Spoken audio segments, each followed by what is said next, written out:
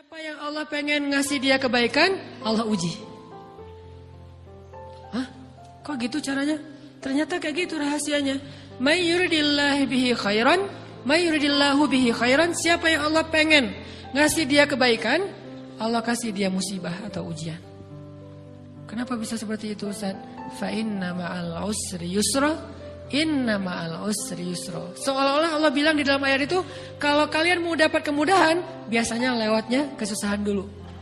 Kalau kalian pengen dapat keberuntungan, biasanya dapatnya kerugian dulu. Tapi keberuntungan dan kerugiannya pasti gak sebanding. Keberuntungannya jauh lebih besar daripada kerugiannya. Kerugian itu kayak modal doang, DP. Jadi kalau kita mau dapat kejutan dari Allah, Allah kasih kita DP. DP-nya apa? Ujian, DP-nya musibah, DP-nya rasa gak nyaman. Itu DP tuh. DP terhadap apa? DP dari Allah terhadap hadiah-hadiah besar yang Allah pengen ngasih ke kita setelahnya. Cuman banyak orang yang menolak DP ini. Sama kayak kita misalnya. Kalau kita mau ngasih dia hadiah, kita kasih dia kayak kejutan dulu. Dia lagi ulang tahun nih, disiram air dulu. Setelah itu dikasih hadiah-hadiah yang mahal. Rela gak disiram air demi hadiah? Rela, udah siramin lagi aja. Kalau setelahnya ada hadiah. Yang kita gak rela, kalau setelah disiram, disuruh bersih-bersih sendiri dan gak dikasih apa-apa. Kan gak rela tuh. Berarti ini bab iman. Yakin gak kalau Allah tetap ngasih hadiah? Kan sabar dan iman itu ternyata tahu aman, kembar. Kalau kita yakin Allah ngasih hadiah setelah ngasih kita DP ujian, ya kita akan sabar. Gak apa-apa deh, bentar lagi mau dikasih hadiah, digini-giniin juga gak masalah. Dibully, diapain sama Allah, biarin aja. Ya Allah saya sabar, kan bentar lagi mau dikasih hadiah nih. Ini masalah yakin. Tapi kalau kita gak yakin, apa sih maunya Allah gitu kan? Begitu kalimat ini keluar, maka yang muncul setelahnya adalah mengeluh, berputus asa, dan gak akan sabar menghadapi ujian. Ujian, kata Nabi, may yuridillahu bihi khairan. Siapa yang Allah pengen kasih hadiah, siapa yang Allah pengen kasih kejutan, siapa yang Allah pengen kasih pertolongan, siapa yang Allah pengen kasih kebaikan, yusib min, Allah akan uji dia dulu. Ini sunnatullah. Sehingga kalau kita lagi diuji, yang kita lihat jangan ujiannya, apa setelah itu. Gimana ngelihatnya Ustaz, gak kelihatan? Dengan mata hati. Istafti qalbak, tanya kepada hatimu, kelihatan enggak? Dengan mata hati. Gimana ngelihat dengan mata hati? Dengan iman, saya percaya Allah pasti ngasih kebaikan setelah ini. Orang Allah sendiri yang ngomong, enggak ada satu huruf pun di Al-Quran yang salah. Apalagi satu ayat, apalagi dua ayat. Fa inna ma'al usri yusra. Ditegesin lagi, inna ma'al usri yusra. Tapi usr dulu, baru yusr. Dikasih kesusahan sedikit, dikasih kemudahan yang banyak. Dikasih kesusahan sedikit, dikasih kemudahan yang banyak. Ini yang kita coba bangun tajdidul iman. Bangun memperbarui yakin. Sehingga ketika kita diuji, sedih, wajar. Mengaduh sedikit, bukan mengeluh ya. Kalau mengeluh kan nyalahin Allah. Kalau ngaduh, yang namanya orang dicubit kan, itu ngaduh. Tapi kalau, apa sih maunya Allah? Nah itu ngeluh. Antara mengadu dengan mengeluh berbeda. Mengaduh, itu manusiawi. Sedih, itu manusiawi. Air mata, bahkan bukan hanya manusiawi, itu rahmat dari Allah. Orang yang gak bisa menangis itu yang bahaya. Kalau kita masih bisa menangis, berarti kita masih peka hatinya. Bukankah anak kecil paling sering menangis? Berarti hatinya peka. Siapa lagi selain anak kecil yang paling sering menangis? Cewek. Cowok itu emang gak punya perasaan, makanya jarang nangis. Cewek dikit-dikit nangis. Jangan bilang, cemen banget sih nangis, cengeng apa. Enggak, karena dia perasaannya lebih peka dari kita. Itulah kenapa Allah menitipkan bayi kepada perempuan. Kalau dititipin ke laki-laki, hancur. Di balik kepekaan perempuan, di balik sensitifnya perempuan, di balik perasaannya yang luar biasa, di situ Allah Subhanahu wa taala menitipkan amanah, dia yang paling baik dalam merawat bayinya. Perempuan secara umum mungkin lebih banyak bicara daripada laki-laki ya. Walaupun ada orang yang perempuan pendiam banget, ada yang gak ngomong sama sekali, misalnya diem-diem aja, ada.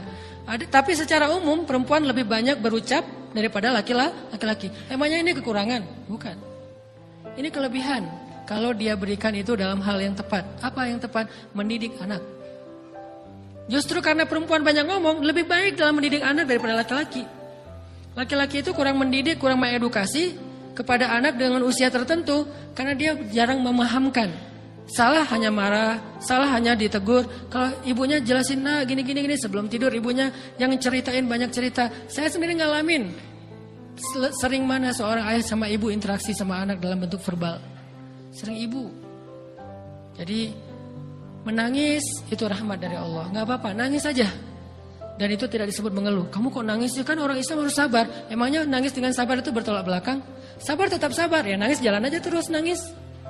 Nangis apa pakai nangisnya nggak cuma nangis doang, emotikonnya juga nangis, berderai-derai gitu. Sampai air matanya menggenang gitu kan ya.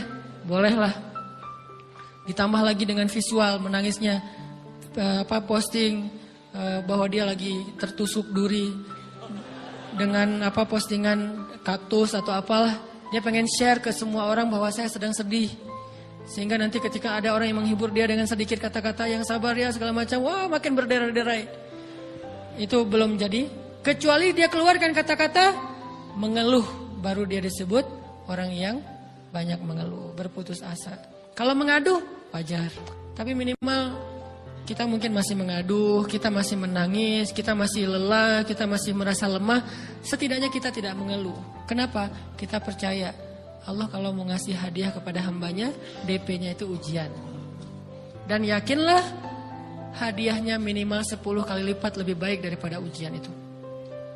Minimal, karena gak ada amal soleh yang dibalas di bawah 10 kali lipat tuh gak ada. Amal soleh, amal ya bukan niat. Amal yang udah kita kerjakan minimal dibalas 10 kali lipat. Minimal, maksimalnya bighairi hisab, tanpa batas. Bighairi hisab, tanpa batas. Ada yang 700 kali lipat kayak sedekah. Tapi tetap aja ayat sedekah di akhirnya ujung-ujungnya apa? Bighairi hisab juga kan?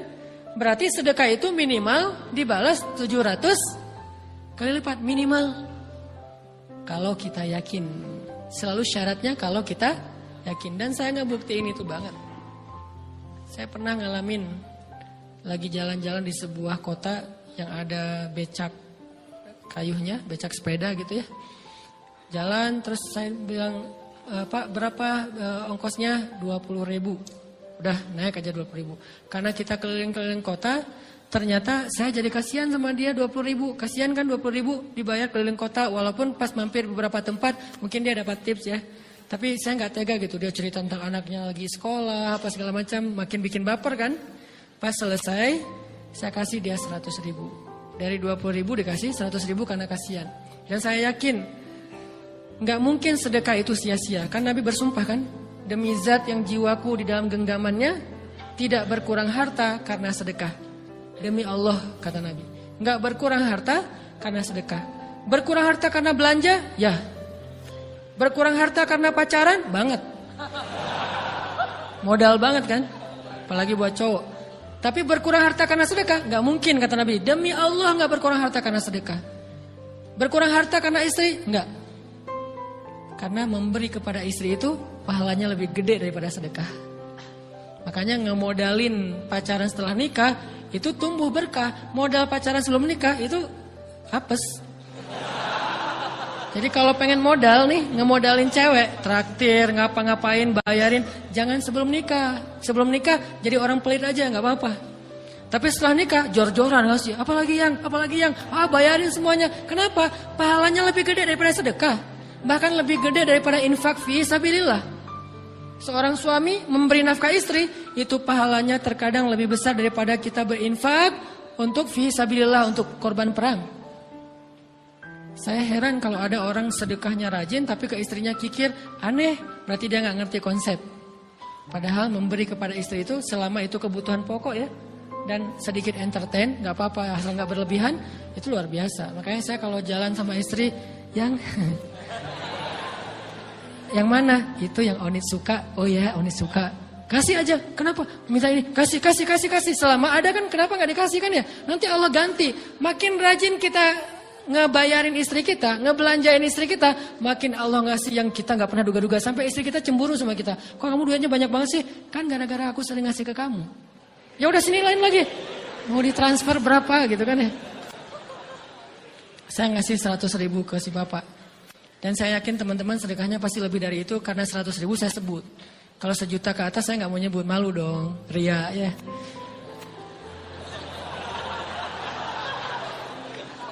Sebenarnya nggak pernah sih. 100 ribu deh, karena kan kecil, saya kasih 100 ribu. Ternyata begitu saya kasih 100 ribu, dia doa. Nah ini nih, pentingnya sedekah ke orang yang membutuhkan tapi nggak minta-minta, dia tulus. Dia langsung doa, ya Allah Pak, mudah-mudahan rezekinya lancar, berkah, bertambah, dan segala macam, bahagia keluarganya. Doa-doa ini semuanya dikabulkan dalam hitungan hari. Pertama, bertambah bahagia rumah tangganya, dapat kecupan dari istri. Dia nganggap suami saya cowok banget sih. Mulai 1 nih. 2, demi Allah, selang 15 jam kalau nggak salah, karena waktu itu malam, besok paginya ada orang yang ngejar-ngejar saya pengen ngasih hadiah. Ustadz, saya pengen ketemu Ustadz. Maaf, saya nggak bisa ketemu sekarang, lagi rush, lagi tight schedule, gitu-gitulah, sok-sok gaya nggak jelas gitu ya. Terus Ustadz, saya pengen banget ketemu. Dia nggak ngomong pengen ketemu apa. Kalau dia bilang mau ngasih duit kan langsung saya prioritaskan kan ya. Berhubung dia nggak ngomong, ya udahlah, saya sosok jual mahal gitu. Tapi yang namanya rezeki kan gimana kita tolak, dia datang kan. Saya nolak.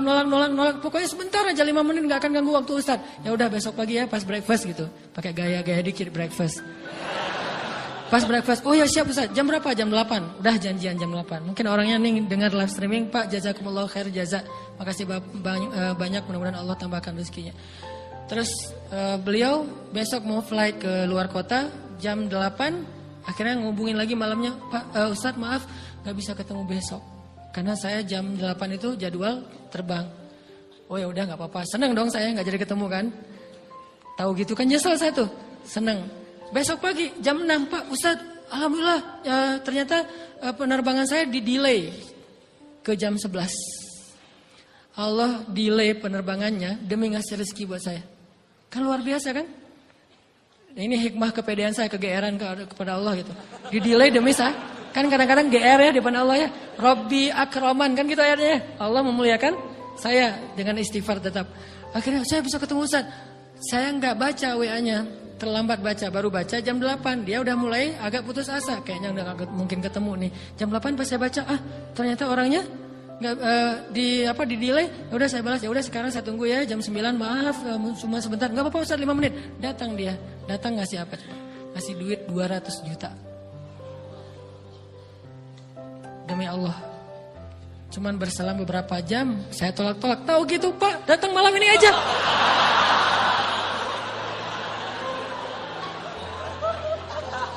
Harusnya malam itu juga saya cari orangnya. Kalau perlu saya yang nyamperin Bapak. Sherlock, saya kejar.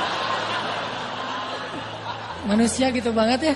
Tapi Masya Allah di situ saya jadi tahu, oh doa orang itu lebih akurat, lebih mantap, lebih diijabah daripada doa saya. Mungkin bukan karena sedekah, tapi karena doa setelah sedekah. Ya Allah dan segala macam dimudahkan sama Allah. Itu luar biasa loh.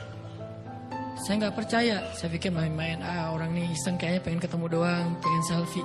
Ternyata pas saya cek, ditransfer, di capture, Ustaz udah ditransfer. Saya, jangan-jangan ini jebakan Batman gitu ya. Nyari-nyari sana segala macam. Alhamdulillah ternyata emang niat baiknya pengen, alhamdulillah saya terkesan, saya dapat hidayah oleh Ustaz segala macam. Sekarang saya pengen membalas jasa Ustaz walaupun kecil 200 juta. Untung saya nggak kaget dan kemudian pingsan. Pak 200 juta stroke kan ya, bahaya. Lebih mahal dari 200 juta. Ini keajaiban ya teman-teman. Jadi kita tuh, saya kan sering bilang keajaiban itu terjadi tergantung tingkat iman. Bukan saya udah soleh banget, enggak. Saya belajar terus untuk yakin deh sama Allah. Modal kita tuh kan gini sebetulnya kan.